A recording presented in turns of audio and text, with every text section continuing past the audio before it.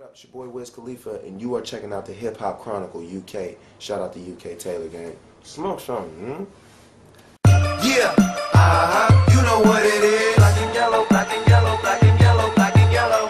Yeah, you know what it is. Black and yellow, black and yellow, black and yellow, black and yellow. Yeah, you know what it is. Everything I do, yeah, I do it big. Yeah. Now, rolling up, what was the first song that was recorded for the album? On My Level. On My Level? Yeah, that was the first song I recorded for the album. I did that in Miami with Jim Johnson. Yeah. And then we just started going from there. And what was the last one you did? The last song I did for the album, I think it was, I don't know. I think it was Get Your Shit. Oh, Get Your Shit. Yeah, I think I love that song. The last song I did for that. No. It was Wake Up. Wake Up was the last song you did. I suppose it's a good way to end. Yeah. You know, it's a good way to wake up. What was like looking at the actual song itself? What was the significance of When I'm Gone? Because from my perspective, I'm listening to an album from a young guy. Yeah. And the first thing I hear is about, yo, when you're gone, you have no shit. Yeah. You have nothing. I'm like, yo, that's a strong statement from a guy like, because like I think as people can be very cynical and very fickle, and they'll just think Wiz Khalifa, weed, high, da da da. They won't expect a song like When I'm Gone to start the album. Yeah. I thought it was a strong message to start with. Yeah, totally. I think that's quite brave. Totally. But what's the significance of that? Why did you choose to do that? The song is just like it's really like an enjoy the moment type of thing, where a lot of people might criticize you for spending $5,000 on a belt, or you know what I'm saying, spending this much on weed, or partying and spending this much on champagne. When really it's just all about enjoying it and being able to talk about that shit later. Like, I work hard, you know what I'm saying? And that's what I say in the song, is like I work and I enjoy the shit. And when I'm gone, I'm not personally going to have it. So I have to have enjoyed it and to leave it for the people around me to enjoy it. Yeah. But I thought it was a very interesting way to start. Another song I want to talk about is Fly Solo, the significance of Fly Solo. Yeah, that's a very significant song because it's all about just being an individual and knowing, you know, that you can make yourself happy. And that's pretty much what it's all about, you know. And that's why I tried to make it so simple, too. You know, it's a real simple song, but it's, at the same time, it carries a big message. Your engineers, Edan? Yeah, Edan and John. They did good work, because the clarity of the album, like the production's nice. Yeah. I love the production, but the clarity is pretty good, too.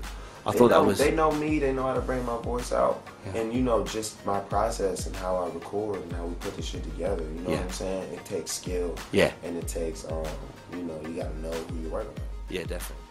Whenever you need me, whenever you want me, you know you can call me. I'll be there shortly. Don't care what your friends say, cause they don't know me. I can be your best friend, and you be my homie. I ain't gon' flex, I'm not gon' front. You know if I ball, then we all gon' stunt. Send her my way, she ain't gotta hold up. Whenever you call, baby, I'll roll up. I want to get technical about something else now, weed. Yeah. Now, what sativas and indicas do you like? Favorite sativa is Sour Diesel. Okay. Yeah. Favorite indica is OG Kush. Why the first? Why the sativa? Well, that's just the strongest one out of them. Okay. You know, it's got the strongest smell and it's got the strongest smoke. Right. They're said to be opposite for how it works for me. They say sativas are up and it's more of a, you know, you can work out. Yeah. And that indica is like a body high as a downer. But for me, OG Kush keeps me up, and fucking Sour Diesel puts me straight down. So I smoke Kush all day.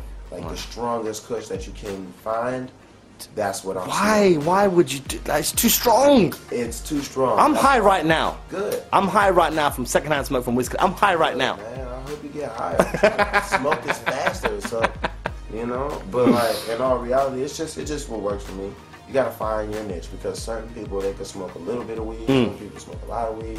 It's all about your own ritual and how it works for you. You know what I'm saying? I remember when I interviewed Cypress Hill, and we had like a holding area where we did an interview, but they came out of the dressing room. Their dressing room was set about 25 yards.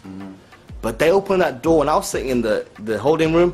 Yo, that weed came all the way in. Yeah. They were high, but I got high just from interviewing them because Just from the dressing room. When they're over here.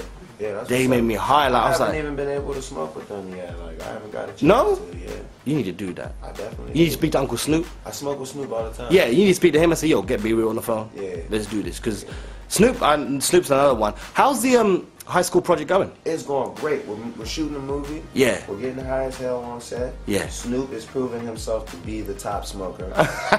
Because this is why. I'm going to tell you why.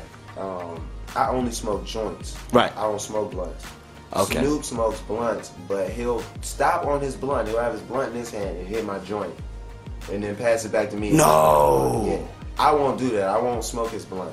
It's not because it's him. It's not. Yeah. He just knows I don't fuck with the blunts. You know what I'm saying? He's like, Wiz only do this ass, but he will have a blunt in his hand and smoke a joint in this hand. I'll have two joints, but I can't do both. You know what I'm saying? Like, yeah. Wow. So the soundtrack's done, right? But it's your first acting experience, right? Yeah, absolutely. So how's that been? Because that must be, it's like, you're an artist, music artist, now you're acting, so that must be totally different. Yeah, it's really different. It's tough for me. It's not tough to do it. It's just tough because I feel like I suck. But everybody's telling me like I'm doing a good job. They're like, "Oh, you're a natural." Yeah. I'm like, man, I suck. Now you're a natural. And like you need charisma.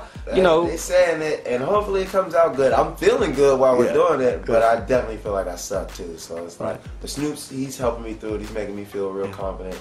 He's telling me about all the awards I'm gonna get. You know what I'm saying? Yeah.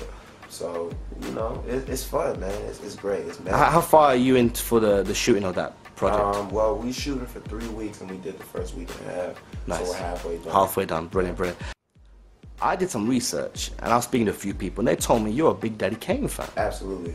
Set it off, ain't no half step in. Like, you a Big Daddy Kane fan? Huge Kane fan. Yeah. What? How? When? Why? Well, my dad listened to a lot of that stuff growing up. You know what I'm saying?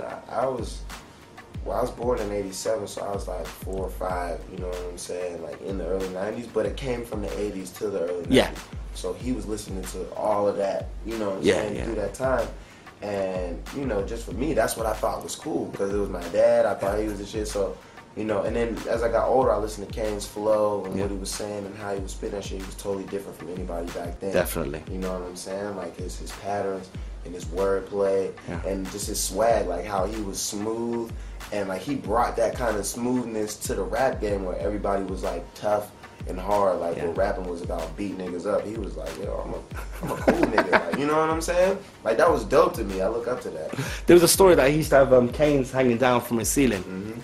Cause he's just that smooth. He used to have the crown. He was smooth, man. He was that guy. But he was also hard too. Like he was tough, but he didn't bring that out. Like he had dancers. Like you know what I'm saying? It was him and his homies. They was. Oh, you got the little move there too. So, I see. Yeah, but like, don't sleep. Like Kane would beat the shit out of you. You know what I'm saying? Nah, he would. Now I was interested to hear that because Kane's one of my favorite. Yeah. So I was like, yo, Wiz. I love his swag. Yeah, his swag's dope. I love his flow. I think he was so ahead of his time. Like he was so he was so ahead of his time, just like crazy. So Kendrick Lamar did a little impression of you. Yeah. Like what the like? It was alright actually. It was not a bad impression. It was almost there. It was I thought when I posted that this morning, I was like, yo, he almost got it. He got the laughing and. It's hard to get me though. Can't get me. Why? Why is it hard? Because my flow's all over the place. I might rap like this on this one and rap like that on that one. If you laugh and you talk about weed, then people think you're talking about me. You know what I'm saying? So you good. But Kendrick, he could rap. He's a really good artist. That was his own bars. I was like, yo. Exactly. No, he's hard. Like, you know what I'm saying? So, like, as a nigga who could hear music, and you know what I'm saying, I would expect him to be able to do that. I thought it was pretty cool. I didn't know how, like, a lot of people don't take impressions the wrong way. I thought it was pretty cool. Like, it was tight. You know, and then it was also really tight because I do the same thing. Like I'll be listening to beats in the studio, and if somebody sing me something that sound like Jim Jones, I'll start rapping like Jim Jones over the beat. You know what I'm saying? You know what? I'm not gonna ask you because Jim Jones has got a distinctive style. Like when he talks, you could get that Jones cracking. I could do Jeezy. You can do yo Project Pat. I could do all them niggas, yo. You can do Jim. Yeah. Can we get a little Jim? Nah, see, I'm gonna have to save that. Are you gonna have to save? Do a whole video. You're gonna do a whole bit. Okay, yeah, fair enough. Yo. But at least people get to look forward to it. Yeah, but shout out to fucking Kendrick, man. That was dope. Great. That was great. So we gotta give a big shout out to Pittsburgh. You guys got some great artists coming out there right now. Yeah, Mac Miller. Yeah. Chevy Woods. Yeah. We got some good guys. Shout out to Pittsburgh, man, of course. And shout out to UK Taylor Gang, man. Yeah, the UK Sure. Taylor. Can I be part of the UK Taylor Gang? Absolutely, you are. I like your swag, man. Yo, really? Yeah. Yo, seriously, he said that. You too, bro. You got the fucking. I get it from him, innit? Like, he be like, yo, you guys. I'm just a blogger, right? I'm a weak ass blogger, like. Not a weak blogger. We run the world, man. I know. I'm a blogger too. Yeah? Yes. Wait, what blog do you run? I built my career off the internet. Yeah, I know man. you did. I know. That's beautiful. But no, I had to come swag out for Wiz. I had to come, you know, correct. You're in the game. Yes.